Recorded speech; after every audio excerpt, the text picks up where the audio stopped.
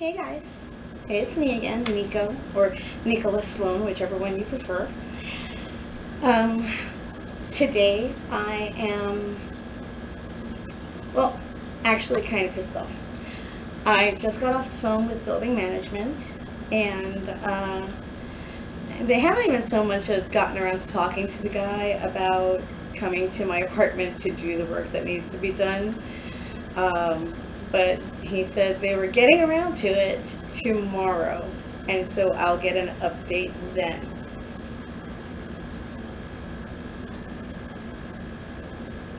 So, knowing how patient I am, you should probably already know that I've taken steps to light a fire under their ass. So I called HPD and I launched a number of complaints against them. A couple of which have been closed, but I knew that those complaints would get them out here quicker. They're not lies; they just happen to have been true before, and they are not true now. We had a major leak coming down from the 5th floor.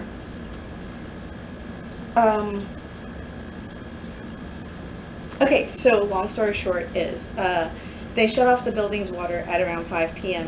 one day, and dude on the 5th floor wasn't aware of this because he didn't come downstairs and see the signs in the lobby, and so he turned on his bathroom faucet at around 7, and the water didn't come back on until about 10 when he had already stepped out for the night. Yeah, but he had left his faucet on, and so at 3 a.m., when I was taking a shower, the water had come down. It had been so bad that it was leaking through my living room ceiling and my wall. But I didn't notice because I was in the shower, and leaking just would feel to me like, I don't know, more water. And so I didn't realize it was leaking. I finished up my shower because I heard noises, like popping noises. And so I thought someone was knocking on my bathroom door, and I answered like, okay, I'm getting out, hang on. But at 3 o'clock in the morning, it sounded weird because my son doesn't wake up until about 5, 6 o'clock in the morning to take a shower and go get about his day. And so the popping that I heard sounded more like small, tiny explosions. And so when I went to check it out, it turns out that I had the little scented plug-ins in my bathroom outlet, and the water had saturated the walls so completely that having the plug-in in my outlet blew out my outlet. It almost caused a fire, shorted out the whole wall. And so that happened. And when I called HPD to tell them about the leak, or the wall, and the damage from the water damage and all that, I told them that it was a heavy leak, which it was that one night for however long it took until the fire department knocked open his door and shut off the water. That being said, the HPD inspector who came by, he told me that I had gone very, very light on my landlord, and that he would not be going very light on my landlord, and he wrote a Bible full of violations. And so I'm a very happy camper, and so now, as of I believe next week, there will be, I believe $9,200 worth of fines in my apartment alone, and he picked up 2 more from the lobby that he decided to just throw in for shits and giggles. And so it'll be about 10 to 11 grand worth of fines from me making a phone call. And they know that I made the phone call because I did not do it anonymously. I refused to do it anonymously. I gave my phone number, my address, my apartment number, and everything. And I want them to know it was me that reported them, so that way they'll come knocking on my door and be like, hey, what repairs do you need done right now so we can shut you up? And I'll be like, everything. And first we're going to start with giving me back my fucking bedroom. My God. So yes, we are on month 3.5 more weeks since I have had a bedroom. Because April 14th, yes, 2 days before the my Facebook birth date, I have not had a bedroom because I took it apart so that they could fix the wall behind my radiator, which is half-assedly done, and my closet. And they were supposed to do my floor. They were supposed to put in a whole new floor, which they did not do, and they still have not done. And I am not putting any furniture back in my bedroom until they have done so.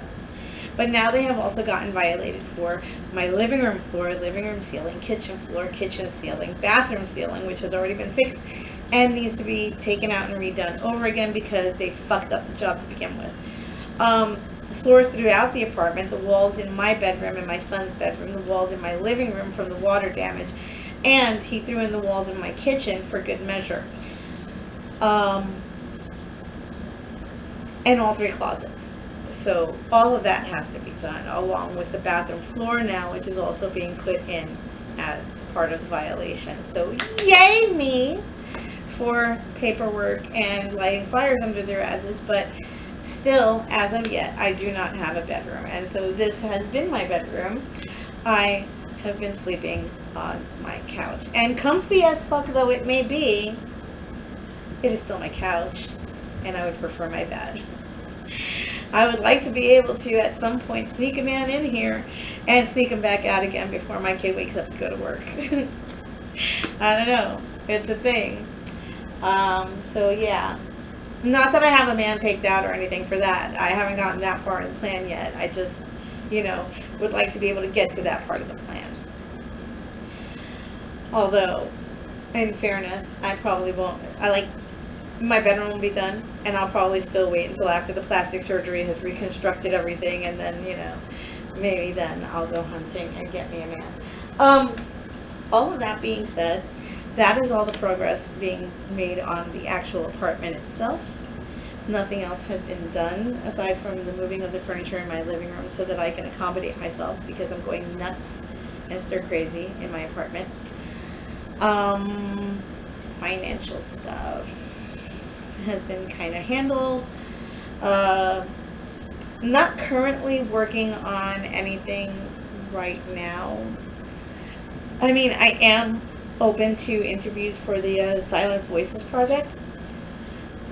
Sorry, Silenced Voices.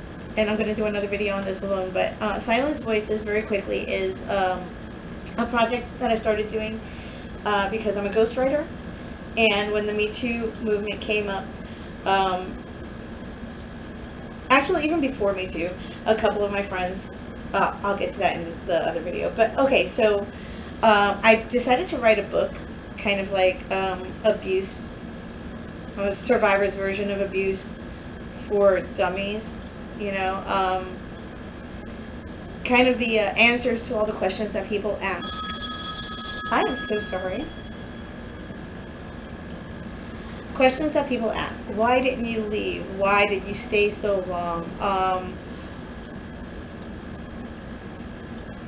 All of the normal questions that people always ask an abuse survivor. Why didn't you report it? All of those questions. But I didn't want to answer them myself because I felt that that was way too self-serving and it would put me out there as a victim. And I hate the victim mentality. And I have survived, and I want to show not only the survival from my perspective, because there is a chapter in there of mine, but from other people's perspectives. So I figured as a ghostwriter, I would lend my skill to people who want to donate their story as a chapter, and I would ghostwrite their chapter for them in their voice. It would be their story, their chapter, into an anthology of sorts of abuse survivors telling their version of how they got out, how they survived, and how they got to where they are now.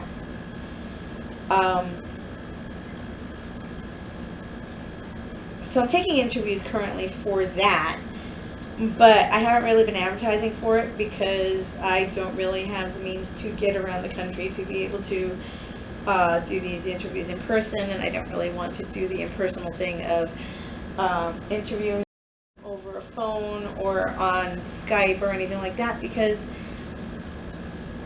there's just so much more that you can pick up from a person when sitting in a room with them while they're discussing these things. I record all of my interviews for sure, but I'm kind of empathic, and so I can pick up a lot more from being in a room with a person. So in order for me to do these interviews properly, I want to be able to travel to the state where these people are in and sit with them, in a room with them for a day or more if need be. Some of these interviews have happened in the span of 45 minutes, and some of these interviews have taken upwards of 6 hours, because it's how much the person wants to share of what happened to them and how they go about telling their story, because for some people it's much more difficult. My trauma happened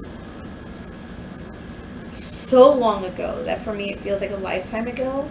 So when I wrote my chapter, it took me about an hour and a half, 2 hours, because I wanted to get it correct and I wanted to kind of highlight certain things, and I didn't really want to discuss other things because I felt they were unnecessary to the tale of survival.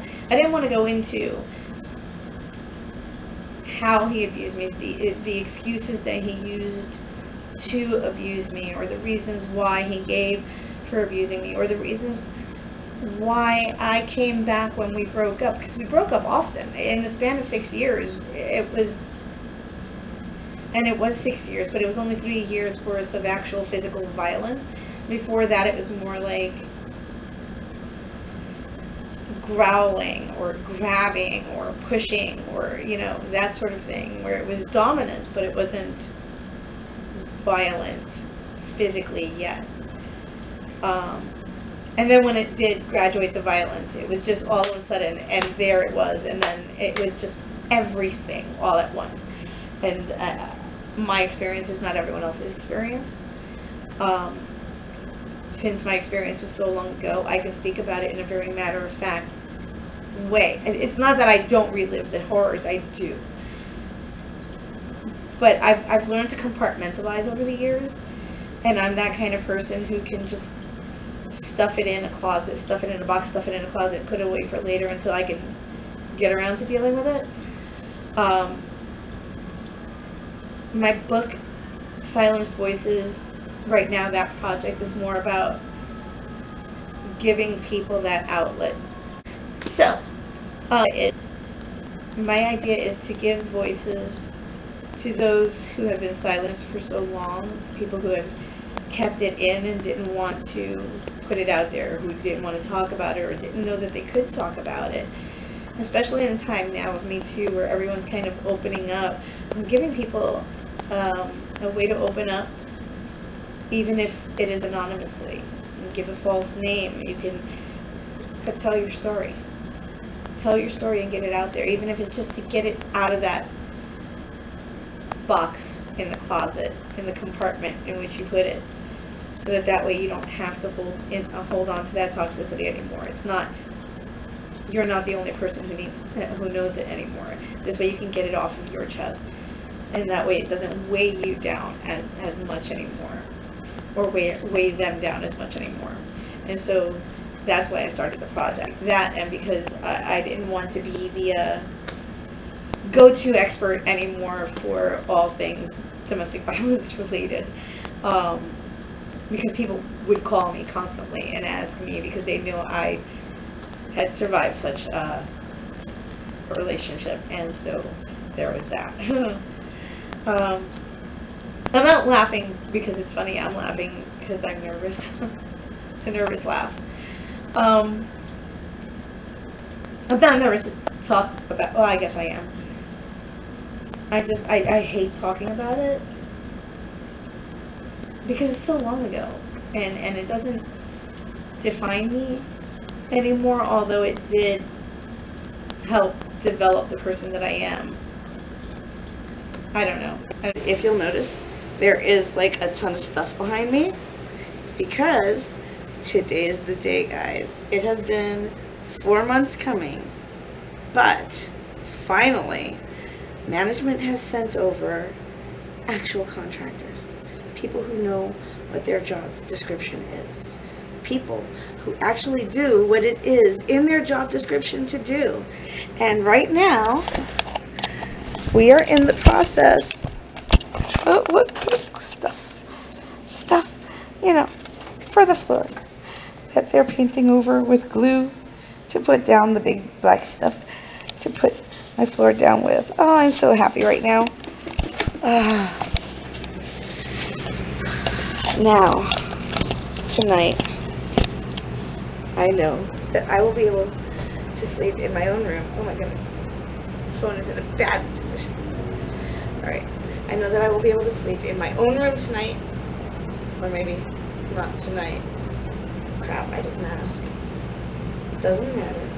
It's likely that I might be able to sleep in my own room tonight, and I will be happy, and it will be, big and spacious and comfortable, and my plants won't have taken over my house anymore, and I will be happy and comfy and not, stuck on a sofa. So it seems that we got a false start to our day with a false bit of excitement. I thought that I was going to have an actual floor put into my room, and I was mistaken. Here, let me show you what I'm talking about. The guy is still here working. These are the tiles. They're actually kind of cute. And this is the floor we're going with. See, it's actually tile laid on the same fucked up tile and floor that is beneath it. They're not actually fixing the floor. They are simply retiling my floor. And here I was, excited to have a brand new floor. I can't move into my bedroom until they actually do the repair that needs to be done. Oh my God. This is the life, living in the city with slumlords. It is with no offense meant to the man who did the job in my room. But new tiles though they may be, I'm trying to see if you can see it on camera too. There are still dips in my floor where my floor is broken. And that's not going to stop happening with new tiles. That only will stop happening when my floor is actually fixed. Let's see if you can see it now. Yeah. See? That is the problem with my floor. Now, given a day or so, the rest of this floor will start conforming to the rest of the crevices. Ooh, that one's big. To the rest of the crevices that are on my floor. And this is the problem with my floor. While I do appreciate the fact that this is fresh new tile and my floor looks bigger, or my room looks bigger and clean and nice and pretty, it doesn't do anything for the damage to my floor. Oh my God. This is what I'm talking about. They keep putting another fucking Band-Aid on another broken goddamn leg. I have put here, floor not fixed, simply retiled again for the guys from HPD when they do come here to inspect, because I am quite done with the arguing back and forth. I've already spoken to management, or the chick at management who likes to tell me she's messaging the landlord or building manager or whoever the fuck it is. The worker guy did a good job for what he was told to do, which is tile. And they're lovely tiles again, but I'm not trying to be a hard ass or anything. My floor's still fucked up. And so there's that. Today we are overjoyed, and I hope you guys are well, but we are overjoyed because we actually have contractors here, real ones, real contractors in my home doing real things. My bathroom ceiling looks almost new, and it really is new, so that's something. And take a look here. I have the beginnings of a bedroom floor. Oh my God! Take a look at that.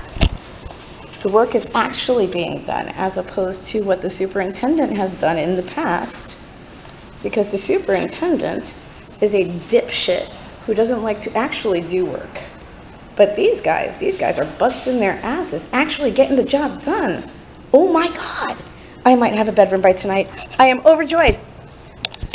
Yes, let us celebrate tonight. We should celebrate tonight. Well, I will. I will celebrate tonight. You guys can celebrate tonight if you want to, but I'm going to celebrate the fuck out of tonight. Yes.